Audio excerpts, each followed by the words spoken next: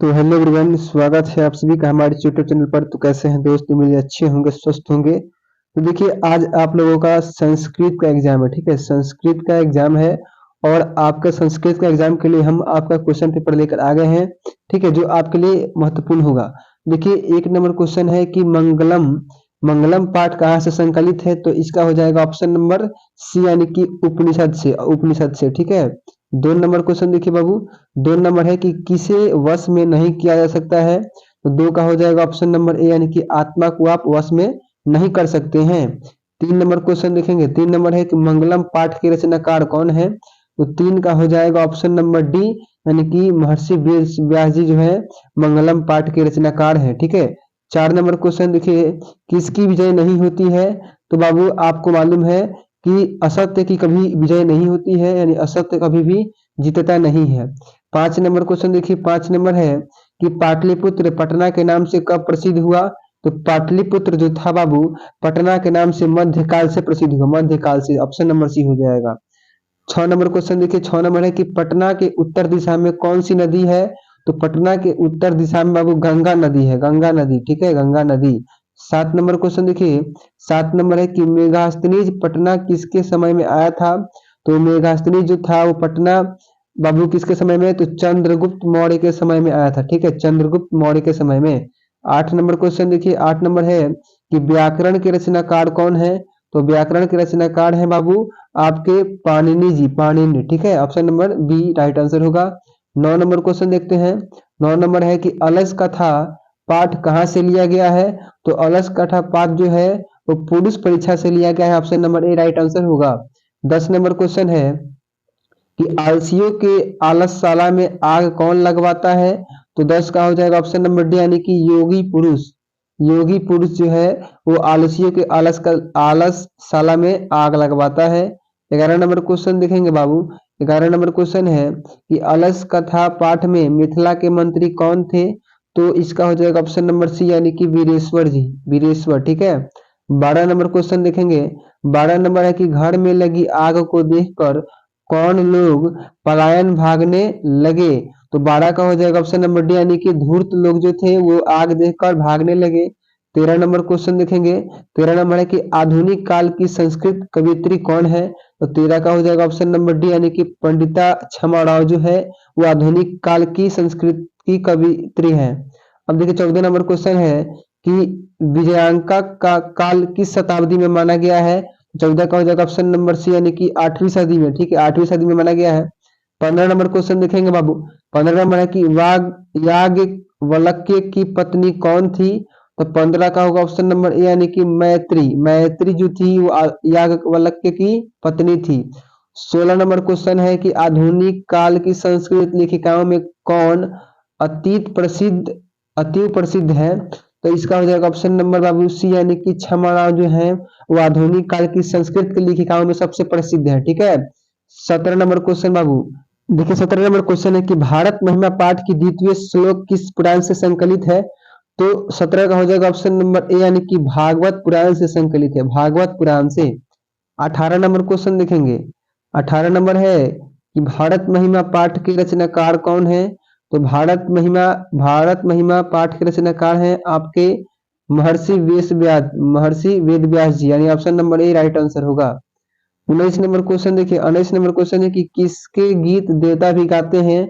तो भारतवर्ष के गीत जो है देवता भी गाते हैं। 19 का ये हो जाएगा। 20 नंबर क्वेश्चन देखेंगे। 20 नंबर है कि किस देश में देवता बार बार जन्म लेना चाहते हैं? तो भारत देश में जो है देवता बार बार जन्म लेना चाहते हैं।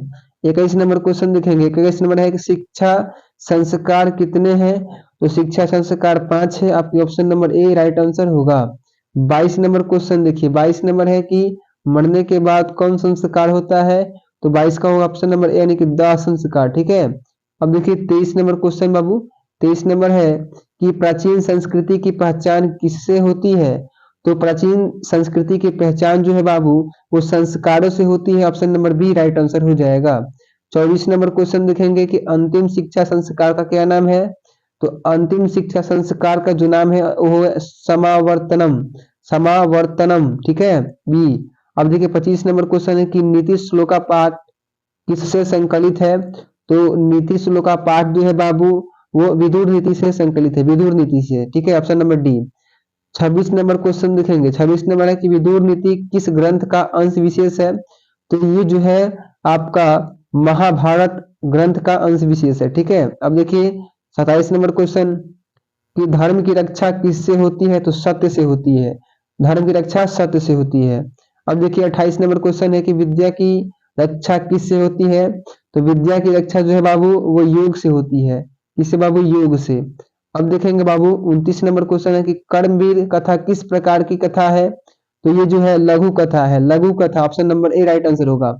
30 नंबर क्वेश्चन है कि भिकंटोला से कितनी दूर पर प्राथमिक विद्यालय था? तो बाबू 1 कोस की दूरी पर था, यानी option number A right answer होगा। 31 नंबर क्वेश्चन है कि राम परवेश के गांव का नाम क्या था? तो राम परवेश जी का गांव का नाम था भिकंटोला, यानी option number A right answer होगा। 32 नंबर क्वेश्चन देखेंगे बाबू, 32 नंबर है कि बालक किसके शैली से आकृष्ट हुआ? तो 32 का होगा ऑप्शन नंबर बी, यानी कि शिक्षक की शैली से उत्कृष्ट आकृष्ट हुआ। 33 नंबर क्वेश्चन देखेंगे, 33 नंबर है कि स्वामी दयानंद के गुरु कौन थे? तो जो स्वामी दयानंद के गुरु थे उनका नाम था आपका विरजानंद, क्या बाबू? विरजानंद जी थे उनके गुरु, यानी ऑप्शन नंबर सी। 34 नंबर क्वेश्चन देखेंगे बाबू, 34 नंबर है कि स्वामी दयानंद का जन्म किस ईस्वी में हुआ था? तो 1824 ईस्वी में, यानी कि ऑप्शन नंबर सी इसका राइट आंसर होगा। 35 नंबर क्वेश्चन देखेंगे, 35 नंबर है कि आर्य समाज की स्थापना किस नगर में किया? तो आर्य समाज की स्थापना किस नगर में बाबू? तो ऑप्शन नंबर डी में, यानी कि मुंबई में, ऑप्शन नंबर डी हो जाएगा। 36 नंबर क्वेश्चन है कि सत्यास्थ प्रकाश के रचनाकार कौन है? तो इसके रचनाकार है Dayanand ji, Dayanand ji, option number D. 37 number question देखेंगे, मंदाकिनी वर्णनम पाठ के रचनाकार कौन है? तो इसका हो जाएगा सी, यानी कि वाल्मीकि जी, ठीक है, वाल्मीकि जी इसके रचनाकार हैं। 38 नंबर क्वेश्चन देखेंगे कि मंदाकिनी नदी किस पर्वत के निकट बहती है? तो मंदाकिनी नदी जो है बाबू चित्रकूट नदी, जो चित्रकूट है, चित्रकूट पर्वत उसी के निकट बहती है। 39 नंबर है कि रामायण के रचनाकार कौन है? तो रामायण के रचनाकार है वाल्मीकि जी, तो option number A right answer होगा। 40 नंबर क्वेश्चन है कि वनवास प्रसंग में राम सीता लक्ष्मण के साथ कहाँ पहुंचे थे? तो वो जो थे चित्रकूट पर्वत है उसी के पास पहुंचे थे, option number C right answer होगा। 41 नंबर क्वेश्चन देखेंगे कि व्याघ्र पथिक कथा पाठ के रचयिता कौन है? तो 41 का हो जाएगा बी, यानी कि नारायण पंडित जो है वो व्याघ्र पथिक कथा के रचयिता हैं। अब देखेंगे 42 नंबर क्वेश्चन बाबू कि हितोपदेश के रचयिता कौन है? तो हितोपदेश के जो रचयिता है वो बाबू है नारायण पंडित, यानी ऑप्शन नंबर ए इसका राइट आंसर हो जाएगा। 43 नंबर क्वेश्चन पे ध्यान देंगे, 43 नंबर क्वेश्चन है कि बाघ हाथ फैलाकर क्या दिखाता है? तो बाघ जो है हाथ फैलाकर कंगन दिखाता है, ऑप्शन नंबर ए हो जाएगा, कंगन। अब देखिए 44 नंबर क्वेश्चन है कि मैं वंशहीन हूँ किसने कहा था? तो ये बाबू बाघ ने कहा था, option number C right answer हो जाएगा। अब देखिए 45 नंबर है कि कर्णस्य दानवीरता पाठ के रचनाकार कौन है? तो देखिए कर्णस्य दानवीरता पाठ के जो रचयिता है वो है बाबू भास, यानी कि option number A right answer होगा। 46 नंबर क्वेश्चन पे ध्यान देंगे कि कर्ण किसको कवच और कुंडल देता है? तो कर्ण किसको देता है कवच और कुंडल? जो बाबू ऑप्शन नंबर सी, यानी इंद्र को देता है बाबू, इंद्र को, ठीक है। 47 नंबर क्वेश्चन देखिए, महतरा भिक्षा याचे यह किसकी युक्ति है? तो ये जो युक्ति है बाबू वो शक्र की है, ठीक है, ऑप्शन नंबर सी हो जाएगा। 48 नंबर क्वेश्चन है कि भास के कितने नाटक उपलब्ध हैं? तो भास के आपके 13 नाटक उपलब्ध है, option number C right answer होगा। 49 नंबर क्वेश्चन है कि विश्व शांति किस प्रकार का पाठ है? तो विश्व शांति जो है वो निबंध है, ठीक है, निबंध है बाबू। अब 50 नंबर क्वेश्चन देंगे, 50 नंबर है कि वैर से वैर का समन क्या है? तो वैर से वैर का समन जो है वो बाबू असंभव है, असंभव। 51 नंबर क्वेश्चन देखेंगे बाबू, 51 नंबर है कि दुख का विषय क्या है? तो दुख का विषय जो है सार्वभौमिक अशांति, सार्वभौमिक अशांति है। 52 नंबर क्वेश्चन देखेंगे बाबू, 52 नंबर है कि वैर से किसका नाश असंभव है? तो वैर से किसका नाश असंभव है? तो बाबू ऑप्शन नंबर यानी वैर का, ठीक है, वैर से वैर का नाश असंभव है। अब देखेंगे 53 नंबर क्वेश्चन, तो 53 नंबर है कि व्याकरण के रचनाकार कौन है? तो व्याकरण के रचनाकार है बाबू पाणिनि जी। ठीक है, पाणिनि, ये आपको याद रखना है। ये खासकर ये जो है भी ऑब्जेक्टिव है, ये क्वेश्चन भी आया है। ठीक है, अब देखेंगे 54 नंबर क्वेश्चन कि साक्ष्य किसके लिए कर्तव्य और अकर्तव्य का विधान करते हैं? तो साक्ष्य जो है किसके लिए कर्तव्य और अकर्तव्य का निधान करते हैं बाबू? तो ऑप्शन नंबर बाबू इसका हो जाएगा बी, यानी कि मानव मानव के लिए। ठीक है, ऑप्शन नंबर बी। अब देखेंगे बाबू 55 नंबर क्वेश्चन कि चरक संहिता की रचना किसने की है? तो ऑप्शन नंबर सी, यानी कि चरक ने। ठीक है, चरक संहिता का रचना चरक। अब देखिए 56 नंबर है कि न्याय दर्शन के प्रवर्तक कौन है? तो न्याय दर्शन के प्रवर्तक जो हैं आपके बाबू बी, यानी कि गौतम जी हैं, गौतम। अब देखेंगे 57 नंबर क्वेश्चन। 57 नंबर है कि अ प्लस ए के मेल से कौन सा नया वर्ण बनेगा? तो 57 का ऑप्शन नंबर बी, सॉरी ए होगा, यानी कि ए हो जाएगा। ठीक है, अब देखिए 58 नंबर क्वेश्चन है कि मनोज का संधि विच्छेद क्या होगा? तो मनोज का संधि विच्छेद होगा मन प्लस जय, यानी ऑप्शन नंबर बी हो जाएगा। 59 नंबर क्वेश्चन देखेंगे, विद्या प्लस एका की संधि की मतलब क्या होगी? तो 59 का होगा ऑप्शन नंबर, यानी कि विधेयका, विधेयका। ठीक है, 60 नंबर प्रश्न देखेंगे बाबू, अ प्लस ई के मेल से कौन सा शब्द बनता है? तो ऑप्शन नंबर सी, यानी कि ए बनता है। ठीक है, ये वाला। अब देखेंगे 61 नंबर है कि हर्ष व स्वर की संख्या कितनी है? तो 61 का ऑप्शन नंबर ए, यानी कि 4 है बाबू, 4। ठीक है, ये आपको याद रखनी है। अब देखेंगे 62 नंबर है कि अ प्लस उ के मिलने से नया वर्ण क्या होगा? तो 62 का ऑप्शन नंबर डी, यानी कि ए हो जाएगा। ठीक है, अब देखिए 63 नंबर है कि ह का उच्चारण स्थान क्या है? तो ह का जो उच्चारण स्थान है वो कंठ है, ऑप्शन नंबर डी इसका राइट आंसर होगा। अब देखेंगे 64 नंबर क्वेश्चन कि तालु से उच्चारण होने वाले वर्ण कौन है? तो तालु से उच्चारण होने वाले हैं बाबू च, यानी ऑप्शन नंबर बी इसका राइट आंसर होगा। अब 65 नंबर क्वेश्चन देखेंगे। 65 नंबर है कि उपसर्ग से कौन शब्द बनेगा? तो आप देखेंगे ऑप्शन नंबर जो बी है उसी से बनेगा उपसर्ग यानी उपकार। ठीक है, उपसर्ग का मतलब जो शब्द के पहले जुड़ा रहता है और प्रत्यय का मतलब जो लास्ट में। अब देखिए 66 नंबर है कि अदाय में कौन सा उपसर्ग है? आ है। ठीक है, तो 66 का ऑप्शन नंबर ए हो जाएगा आड। ठीक है, ये वाला। अब देखेंगे 67 नंबर है।